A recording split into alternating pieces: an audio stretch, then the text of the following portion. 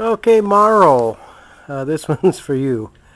I've got the throttles installed and I'm putting in the fuel lines and throttle line systems. So starting at the front of the engine, my throttle line's coming down. Here's the fuel line. Comes down here to the filter. Now below the filter tomorrow I'll pick up a couple of electric fuel pumps. One will go between the main tank here and the engine. And then the other one will go up here to the auxiliary tank, which is mounted in the back seat area, and pump fuel from this tank over to that one. Here's my throttle linkages here. Front and rear throttles at work. I took the control stick out so as to make space in here. I'm going to put a wooden platform in here and close in this back area for holding cargo and the spare fuel tank. Here, I'll come around the other side here. The throttle linkage here.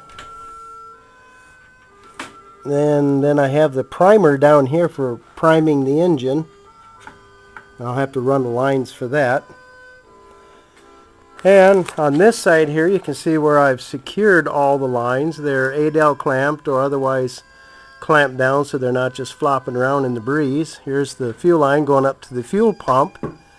Here's my fuel pump, the diaphragm pump, which runs off a vacuum from the engine and then lines up to the carburetors. This other line here is the vacuum line that goes back in here. I don't know if I can get over there with this camera. And that's the vacuum fitting that drives the fuel pump. And I got to put these boots down over here, cover those up. Those are the boots that watch where I'm videotaping here. There we go. So the lines for the throttle are clamped and held in place. Everything is secured, so don't have to worry about anything getting back into the propeller. This line here has to come forward a little bit. There we go. So nothing's going to be vibrating up against the airframe. And we'll just follow it on down.